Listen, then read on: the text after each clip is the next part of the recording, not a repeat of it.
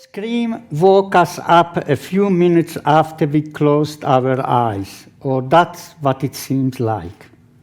A whistle was shrieking at us, along with female SS guards shouting, "Aufstehen, schnell, schnell, heraus, auf Papier, hurry up and get out for the roll call." It was the 10th of November, 1944, at 7 a.m., and getting bright outside. We were slow to move despite the rudeness of the guards, all of us still exhausted from the previous days and week's event. The dormitory smelled of damp clothes and unwashed bodies. Meanwhile, losing patience with us, the guard started to hound us, what was becoming a familiar insult. "Get out, you dirty Jews." My mother, Judith, helped me with my shoes, and when we were ready, we followed the others outside. We were instructed to form lines in the back of our block under the suspicious eye of a male officer who was flanked by his female colleagues. He stood watching us, his legs apart, a leather strap dangling from his hand, which were clasped behind his back. Two other guards were in the watchtower, following the proceeding, their finger curled around the trigger of their guns, ready to shoot. What did they think we were going to do? I looked around and I could only see a bedraggled group of mothers, children, and grandmothers. I had never known fear like this before. There was a lot of stumbling around. None of us knew what were we meant to do. Suddenly, I heard one voice above the rest, giving us all instruction. It was Margot. She was taking charge, arranging us into neat lines. This was typical of my mother's sister. When she spoke, people listened. Back in 1922, she had done something that was completely out of the ordinary for a Slovak woman. Armed with a qualification as dentist, she opened her own practice. Later, she had her own laundry and dry cleaning business. Margot was very enterprising. My brother Mickey and I were very fond of her.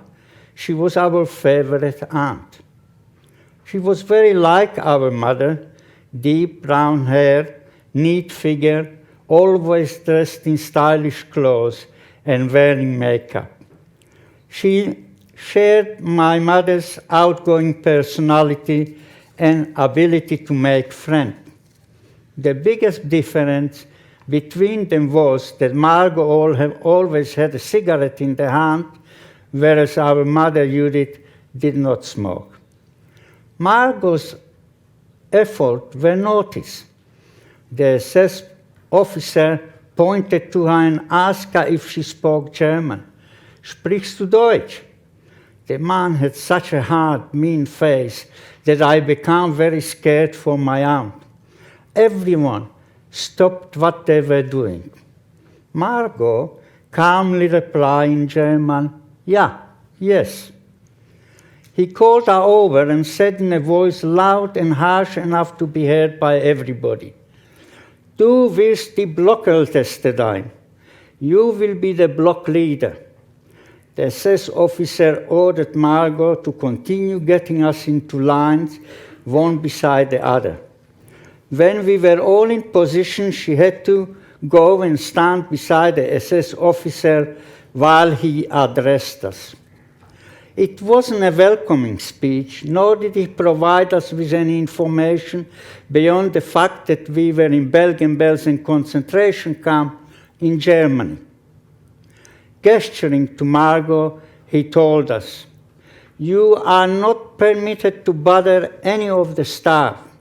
Any question or problem should be brought to your block leader, this woman here.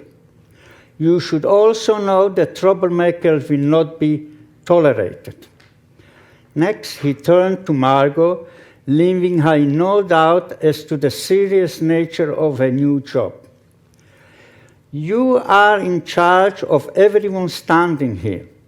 You will organize roll call twice a day, first in the morning and then in the evening.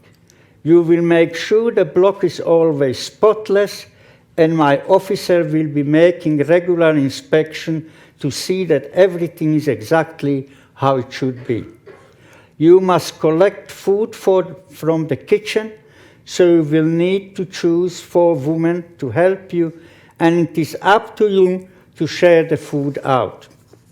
It is your job to pass on all orders, and I hold you personally responsible for their upkeep. If anything goes wrong, or rules are broken without you preventing otherwise, you will pay with your life. This is the first morning in Bergen Belsen, and we are seeing the hell on earth around us. We hear the shouting from all directions. The couples are conducting the roll calls. Human skeletons are being pushed and beaten into rows.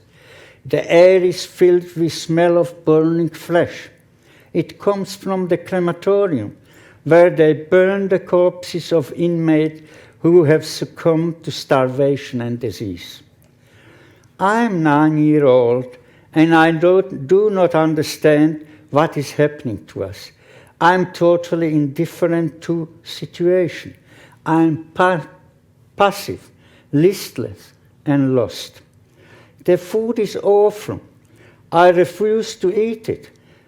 But my mother tells me we won't get anything else. I must eat, otherwise I won't survive.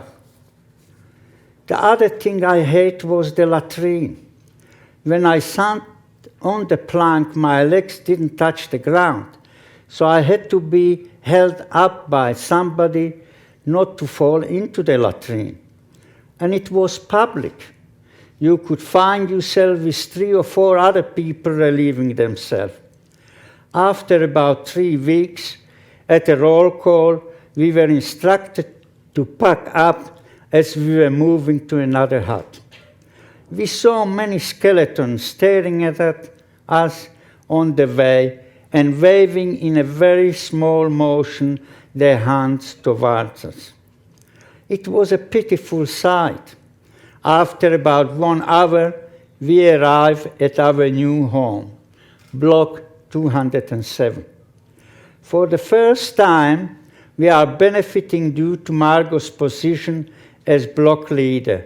She received a separate room at the entrance on the right side of the block. The room contains 6 beds, enough to accommodate all of us. The rest of the people are accommodated in 2 large dormitories with bunk beds. We have now our own privacy. Margot and grandmother Rosalia beds are on the left side of the room. My cousin Chava and my mother are sleeping under the window. Myself and my brother Mickey sleep on the right side of the room, where the door opens towards Mickey's bed. We are now also in a new section of the camp. We can see inmates looking like skeletons with shaved head walking very slowly around. We don't know if they are women or men. There are no attributes to distinguish them. We are in a women camp. On occasion, we can see that some of these women fall, never to get up again. We are actually looking at these women dying in front of our eyes. We are huddled in the room on a bed with blanket around us, trying to get a little warm. We have a little metal stove in the middle of the room, but we don't have any wood for it. It is late 1944, winter, temperature dropping well below 0. without any heating, in a flimsy large wooden hut. It is early in the morning. A thin blanket of snow fell during the night. We are called to our roll call. It is very cold and unusually quiet. It must be Sunday, as the workers on the building site are not in work. Bergen Belsen must be expecting more inmates, as they are building more wooden huts not far from us. We have to stand in a row until our supervisor arrives, young SS woman. The roll call begins. We don't have any more names. They call us by numbers. Once my number is called, I reply, yeah, yes. It is a daily routine to make sure that none of us escape. On a daily basis, we see attempts of inmates trying to escape during the night, but they are shot. We can hear the shots being fired, and in the morning we see the corpses hanging on the barbed wire. We don't really think they want to escape the camp, but end it all. They just can't bear the suffering anymore. The roll call lasts for ages, at least for an hour, most of the time more. We are freezing. As I move, from the corner of my eye, I notice in the distance pieces of woodcut protruding from the snow. I nudge my brother Mickey, who is 4 years older than me. Look over there, firewood. I couldn't wait till the roll call was over. We went back to the hut, warmed up a little, waited for a while to make sure that the SS guard left. Then with my brother, we sneaked out of the hut and slowly made our way towards the nearby building site. When we reached the spot where the wood protruded from the snow, we began to pull one by one and put them on our arms. Once we gathered as much as we could carry, we began to hurry back to the hut. Suddenly, from distance we heard loud calls, "Halt! Halt! Stop! Stop!" We began to run as fast as we could until we reached our hut. We burst into our room and placed the wood under Mickey's bed beside the door. We were out of breath in panic. All the eyes in the rooms were on us. Margot looked at us and in stern voice asked us, "What have you done?" Before we could reply, we heard a commotion outside and shouting by an SS guard. "Wo ist die Blockälteste? Where is the block supervisor?" Margot knew she had a big problem and that we were all in danger. She walked out of the room to face one of the SS women guards. Margot was told that she saw 2 inmates running into this block with stolen wood from the building site. The guard wants everybody to stand at their beds, and she is going to inspect the block to find the culprits. Once Margot conveyed the order, everybody rushed to their bed and stood to attention. This was bad news. Previously, a woman made a direct complaint to a SS guard, which was strictly forbidden. We were all called out in front of the block and to stand in a semicircle while the SS woman beat and kicked the woman as a punishment for talking to her directly. The inspection began in our room. We all stood at the beds. The SS woman entered first with Margot behind her. She looked around and proceeded to lift the blanket of Margot's bed.